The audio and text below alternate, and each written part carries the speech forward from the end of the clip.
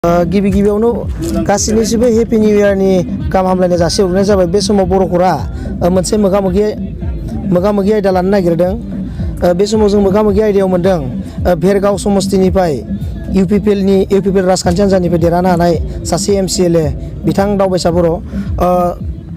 सारखौ गिबियावनो बर' खौरांनि जाना बरायनाय जाबाय। खुलुमबाय। आंबो गिबियावनो 2024 इंराजि गोदान बोसोरनि बयनिसिमबो गोजोन हामलायनायखौ जासिहरग्रोनाय जाबाय।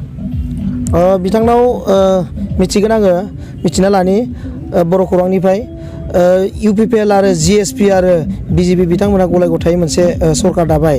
नाथाय बे देरहाखांनायनि उनाव बिथांमोना माबायदि गोजोननाय दं होनना फोरमायगोन?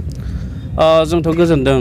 मानो होननानै बुङोब्ला नैबे BTC आव थांनाय 15 बोसोर BPFआ सरकार खुंबाय आरो बे 15 बोसोर BPF सरकार खुंनायाव BTC ओनसोलनि गोबां रायजो राजाफ्रा गोजोननाय मोनाखैमोन आरो बिनि थाखाय सोलायनो लुबैदोंमोन। आरो बे सोलायनो लुबैनायखौनो बिथा खालामनानै जोंबो इउपिपिएल हिसाबै बिसायख'थियाव बाहागो लाबाय।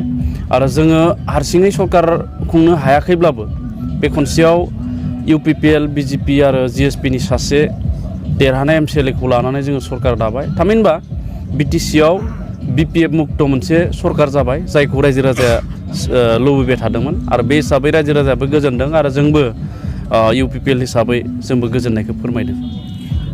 बिथां इउपिपिएल राजखान्थि हान्जाया मोनसे सोलायनाय नांगौ होननानै मोनसे स्ल'गाननि गेजेरजों बिथांमोना सरकार दानो हाबाय। नाथाय थारैनो जाख्ल'नाय गैयै मोनसे सरकार जानो हागोन होनना फोरमायगोन ना? जोङो नाजागासिनो दङ आरो बेनि थाखाय जोङो रायजो राजानिबो सहयोगखौ नागिरदों। प्रसासनिक बेबस्थायाव जायफोरा दङ बिथांमोननिबो सहयोगखौ जों नागिरदों। जोंनिफ्रायथ' जोङो रोखायै बुंनाय जादों इउपिपिएल दोलोनिफ्राय, जिहेथु बुंखादों जे जाख्ल'नाय गैयै मोनसे सरकार दानो, बयखौबो समान मोनथाय समान जौगानाय होनो थाखाय। दा बिनि थाखाय रायजो राजायाबो आवगायनानै फैनांगोन, जोंखौ सहयोग होनांगोन। होमब्लानो जोङो निस्सय 100% 100% नङाब्लाबो माने जाख्ल'नाय गैयै सरकार जों खुंनो हागोन होननानै आंनियाव फोथायनाय दङ। बे समाव आं बिथांनाव मोनसे स्पेसियेलि सोंनो नागिरदों। बिथांमोना मानास नेसनेल पार्क साखाथिनि बे नारेंगुरि पिकनिक स्पटआव बिथांमोना मोनसे CWC मोनसे प्रग्राम खालामदोंमोन। बिथांमोना बे मानास नेसनेल पार्कनि सायाव माबायदि जौगानाय खामानि मावगोन होननानै फोरमायगोन दा? नंगौ, दिनै जोङो इयुथ सेलनि जिल्लाफोरखौ लाफानानै जों बेवहाय दिनै मोनसे लोगो हमलायनाय आरो गोदान बोसोरनि हामग्लायथि जासिलायनाय मोनसे हाबाफारि लादों। आरो बेयाव सालबारि जिल्ला जोंनि इउपिपिएल दोलोनि दैदेनगिरि बिथांमोना जोंखौ सहयोग खालामदों। आरो बेवहाय फैनानै नुफैबाय जे टुरिस्टफोरनि थाखाय एबा दावबायारिफोरनि थाखाय बेयाव जथेस्थ'खिनि खाबुआ दङ। खाबु दङब्लाबो नाथाय बेयाव जिफोरबायदि बेबस्था लानांगौ बा नैबे मानास दैमाया बे मानास हाग्रामाखौ खुरखानायनि थाखाय होबथानो थाखाय जिबायदि राहा लानांगौ बेबायदि राहा लानायखौ नुवाखै। मानासल' नङा, जोंनि BTR ओनसोलाव जेसेबांखिनि दावबायथिलि दङ बे दावबायथिलिफोरखौ थांनाय समफोराव सरकारा साजायनाय आरो रेखना बेखना होनायखौ जों नुवाखै। आं दिनैहाय फैनानै नुफैबाय नै मानास बे जिथु माहारियारि हाग्रामा, बे माहारियारि हाग्रामाखौ फोसाबनो गोनां गोबां खामानि दङ, रैखाथि होनो गोनां गोबां खामानि दङ। जायफोरखौ फोसाबोब्ला, जायफोरखौ साजायोब्ला गोबां दावबायारिया फैनानै बेवहाय दावबायफैगोन आरो बिथांमोननिफ्राय जोङो गोबां रेभिनिउ माने बुथुमनो हागोन होननानै फोथायनो हायो। सार, बिथाङा मानासनि बागै गोबां मोजांखौनो फोरमायलांबाय। फोरमायनायनि थाखाय बिथांनिसिम साबायखर। बिथांनाव सोंगोन आङो, BPFआ 17 बोसोर सलायनायनि उनाव माबायदि रोखोमनि बिथांमोना जौगानाय मावनो हायाखै होनना मा फोरमायगोन? हादोंमोन ना हायाखैमोन होनना फोरमायगोन? नंगौ, इन्टारिमखौ लाफानानै हाग्रामा महिलारिया गासै 17 बोसोर नैबे ओनसोलखौ बेंबाय। दा बे बेंनायाव बिथांनिफ्राय रायजो राजाफ्रा जेरैबायदि जौगानायखौ लुबैदोंमोन बेबायदि जौगानायखौ थारैनो जोङो मोनजोबनो हायाखिसै। दा बेखायनो बिथांमोननि जि खुंथाय, बे खुंथायाव गोबां गेना खान्थिबो जालांबाय, जायखौ जोङो जाख्ल'नाय होनना बुंदों, बेबो जालांबाय। आरो गोबां जायगाया जौगायालासिनो थालांबाय। दिनैसिमबो जोंनि रायजो राजाफ्रा, बे BTC ओनसोलनि रायजो राजाफ्रा लोंग्रा दैखौ माने गोग्गोयै लोंनो मोना। थामहिनबा निजिरा बा बिदि बायदिसिना दैमानिफ्रायसो लोंनो गोनां जायो। दा बेफोरबो मोनसे दुखुनांथावना बाथ्रा।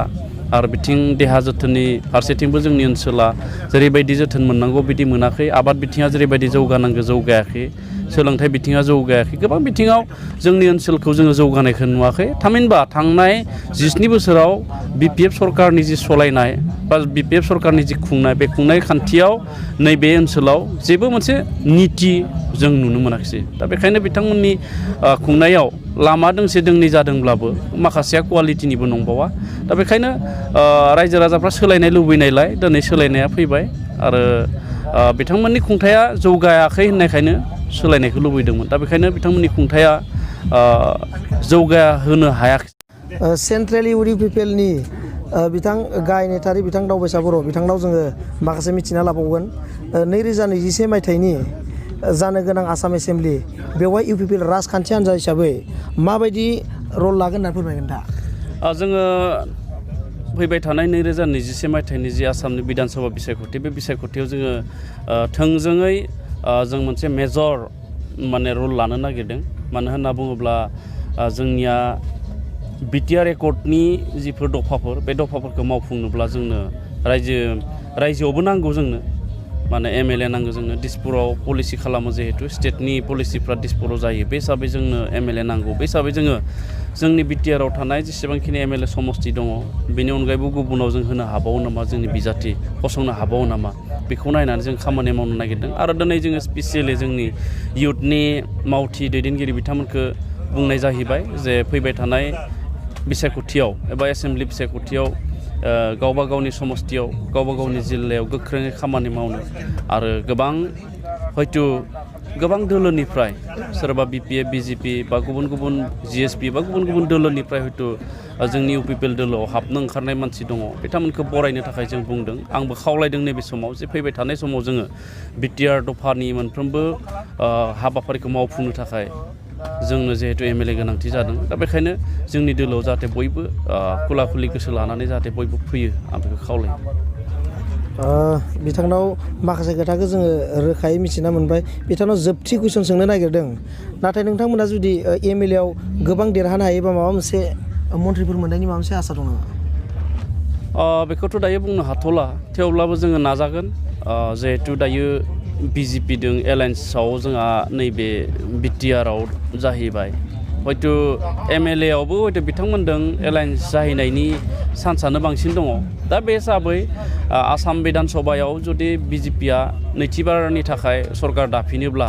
आरो जोंहाबो लुबैनाय बायदि MLAफ्रा देरहालाङोब्ला निस्सय जोंनिफ्राय बेबायदि दाबिया थागोन आरो जोङो एलायन्स जायोब्ला हयथ' दाबि खालामनाय बायदिनो जोङो मोनगोन दा बेखौ जोङो मिजिंथिनानै दङ बिथां दावबायसा बर'आ बर' खौरांनि गेजेरजों माखासे सम होनायनि थाखाय बर' खौरांनि जानानै बेखिनियावनो फोजोबनाय जाबाय सार